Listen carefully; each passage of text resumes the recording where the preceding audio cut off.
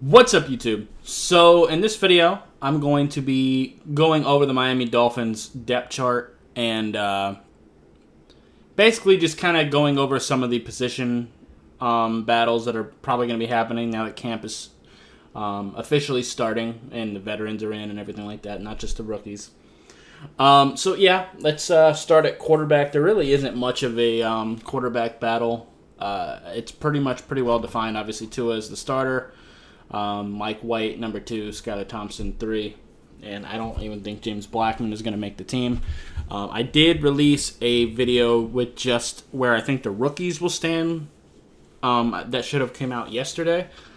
But honestly, I mean, I kind of said it there. I don't think James Blackman makes this team. I don't even think he makes the practice squad. I just don't think he's a very good player. So there's that. We will also move to roster at times because the depth chart doesn't show technically everybody. So you may as well go ahead and do that for running back. So at running back, obviously we have Raheem Mostert, Jeff Wilson, and Vaughn Achane, which are our top 3 running backs. But then we kind of have a bit of a fight for that 4th spot, assuming we do keep 4 running backs, and that goes to Savon Ahmed, Myles Gaskin, or the undrafted rookie, Chris Brooks. I would imagine that Chris Brooks probably loses that fight to one of the Washington boys. But, I mean, who knows? I hope that Chris Brooks can really show himself and beat out both of them somehow, just strictly because, one, he's more of a power back. So that gives us a little bit more versatility because Devon and Raheem Mostert are both very much speed guys. So having another power back next to Jeff Wilson, I think, would be kind of potentially advantageous. Plus, Myles Gaskin and Savon Ahmed are on 1-year deals each. And Chris Brooks would be very cheap for 3 straight years. So it would be ideal if he can show himself as better than those two. But we'll see. The next big position battle, some of them are fighting for roster spots. Some people are fighting for starting positions, and this is more so a starting position. So at wide receiver, obviously we have Tyreek Hill and Jalen Waddle. That's pretty much locked up. But then for that 3rd spot, it gets a little bit interesting between Robbie Anderson, Cedric Wilson, and Braxton Berrios. I imagine Braxton probably isn't going to win that, but I think Robbie Anderson and Cedric Wilson both, have a very good opportunity to take that number 3 spot. Hopefully we still use all 5 of them pretty decently, because I think all 5 of them really bring something to the table that could be a lot of fun. And Braxton Berrios will probably be on the roster just because of his ability to be a returner as well. And take that away from having to make Tyreek Hill do it. So that's always nice. And then after that, like I had mentioned, I think the number 6 receiver spot is very much up for contention. I think River Craycraft has probably got a bit of an advantage. He did play pretty well for us last year when we needed him to. But Eric Izukama, I mean, we did draft him, so there is that last year. Freddie Swain, I don't really see having a chance in hell, I'm going to be honest.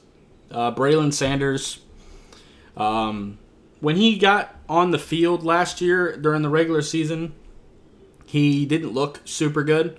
But in preseason and in camp, he was looking pretty good and had pretty good chemistry with Tua last year. So we'll see. Then you have the undrafted rookies, Chris Coleman and David Davis. I think that's... I think all those guys are probably fighting for that 6th spot. I imagine River Craycraft probably takes it, if I'm being honest. I just think he's the best of them. So, yeah, there's that. Tight end. I mean, Durham Smythe is our starter. You do have a bit of a position battle between Eric Saubert and Tyler Croft for a number 2 spot. But, I mean, I'd like to think that all 3 of them will probably play a decent bit. So we'll see. And then you got guys like Elijah Higgins, Tanner Connor, and then the undrafted dude as well. So there's that. Fullback, I don't know why we're keeping John Lovett. I'd like to just release him. We don't need a backup fullback. We really don't. But whatever. Offensive line. Offensive line is interesting because Connor Williams really throws a wrench in all of this.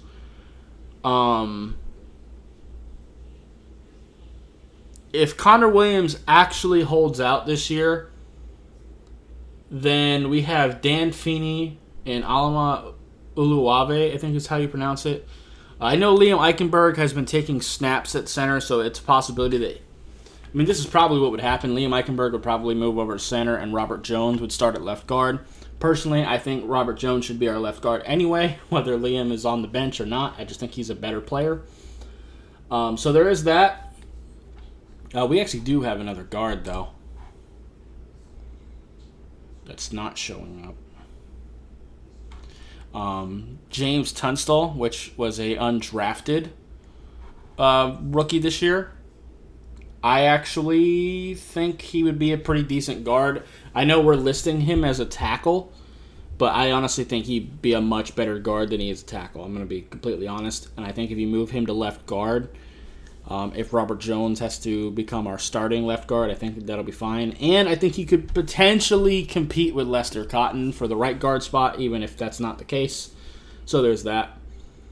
Then at tackle, I mean, the starters are pretty much locked in, but hopefully Ryan Hayes can beat out either Isaiah Wynn or Kendall Lamb for the backup left tackle or right tackle spot. That would be ideal. He is mostly just a left tackle, but, you know, it is what it is there. So that's kind of my thoughts on the O-line before we get into camp. Going on to defense, I think with the defensive ends, I think Christian Wilkins, Emmanuel Agba, and Zach Sealer are all pretty much locked up. Christian Wilkins and Zach Sealer both definitely need to get paid, but they don't seem to be holding out, so it's fine. Not that it's fine that we haven't paid them, but moving into the season, we're fine. But after that, I think it's kind of a fight. I think we keep one more guy, and that fight's going to be between Jalen Twyman, Anthony Montalvo, Josiah Brunson, and Randy Charlton. So whoever shows themselves as the best number 2, I think, probably takes that spot. Nose tackle, there is no battle. I mean, we have Raekwon Davis as our starter, and then Brandon Peely as our only other nose tackle on the roster. So I think those two positions are probably locked up, to be quite honest with you. I wouldn't mind signing somebody because I do think that nose tackle is a pretty big weakness of ours. And I do think that Raekwon Davis is pretty replaceable, and he's injury prone as well. So there's that. So yeah. And I don't really think Brandon Peely's really that great of a player. We just don't have another nose tackle. Moving on to edge, we have Jalen Phillips, Bradley Chubb, Malik Reed, and Andrew Van Ginkel as our locked up edge rushers. We might keep one more. And this is where it kind of gets interesting. Cameron Good, we obviously drafted last year, so he kind of has a bit of a let up. But I don't think Mitchell makes the team, even though he has had a really good camp. I just think there's a lot for him to compete with. I think Aubrey Miller or Garrett Nelson both have chances because they're both edge rushers and linebackers. They can play a little bit of both. I think that probably gives them a bit of an advantage, especially with Zeke Vandenberg going on IR. As of now, we still, at least I haven't seen why he's on IR. But, I mean, it is what it is there. As far as the linebacker position goes, David Long and Jerome Baker are clearly our two starters. Channing Tindall, we're hoping, takes that leap forward, but we don't know. Duke Riley is very average to below average of a backup linebacker, so that is what that is. So I think the linebacker position is very open. I would like to keep either Aubrey Miller or Garrett Nelson just because they do have that position versatility. And I think Aubrey Miller especially would also be pretty good for special teams, I would think. So there's that. Moving on to corner. I might just talk about DBs in general because Nick Needham kind of makes things tough. So obviously we got Jalen Ramsey and Xavier Howard as our top 2. Then it gets kind of interesting.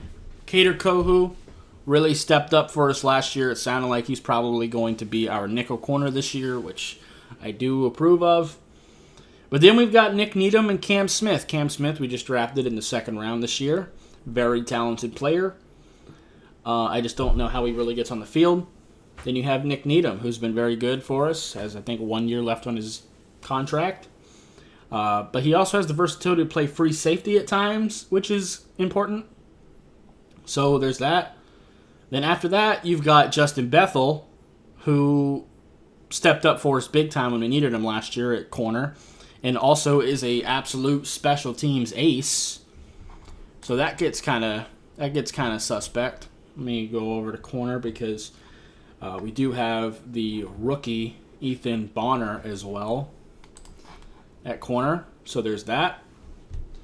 We also have Trill Williams, who was looking very good before he got hurt last year, and then Keon Crossan, who played pretty decently when we needed him to last year because we had like so many injuries in the DB room. So I do think it's kind of a tough spot. I think Xavier Howard, Kader Kohou, Ramsey, Cam Smith, Justin Bethel, and Nick Needham, those would be my 4 locks, just because I think they fill more specific roles. Maybe we keep one more because corner is such an important position, and we just let Ethan Bonner, Trill Williams, and Keon Crossan fight for that 7th spot. We'll see. But I don't even know, depending on how many corners we keep, I don't even know if there's a spot available for them to take, to be honest. Maybe practice squad. But anyway, moving on to safety, kind of. Nick Needham, like I said, he does have the potential to play free safety for us. So I'll kind of keep that in mind. But we do have Deshaun Elliott, Brandon Jones, and Javon Holland, which I think are pretty much locks at safety. If you want to count Nick Needham as our other free safety, then that pretty much gives us 4. We might keep a 5th, and that would come down to Bennett Williams, Verone McKinley, Elijah Campbell to fight it out. We do have one more. Another rookie.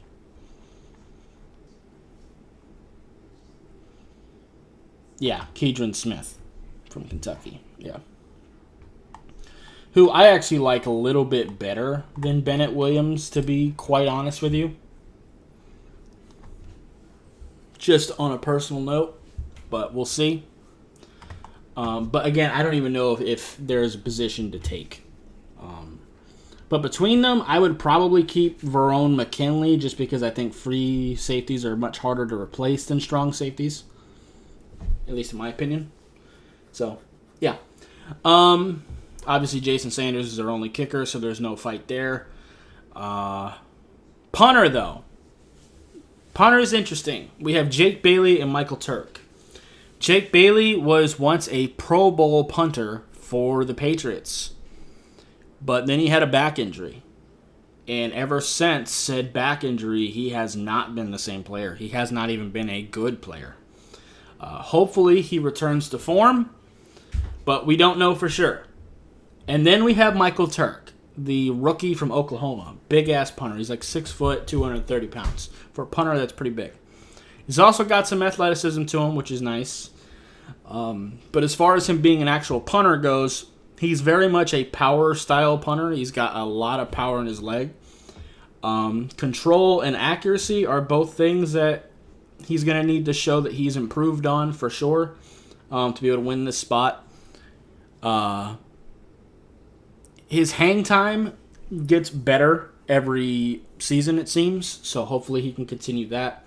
And hopefully the best person wins. If we can get Jake Bailey back to his Pro Bowl self, we're going to be fantastic at punter.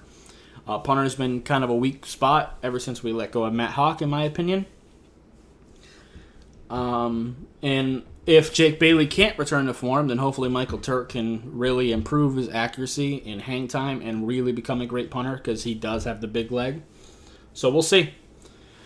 But, yeah, anyway, that's going to do it for this video. If you liked it, appreciate hitting that like button. If you have any questions or comments in the comments down below, subscribe if you haven't already, and I'll see you next time. Bye, guys.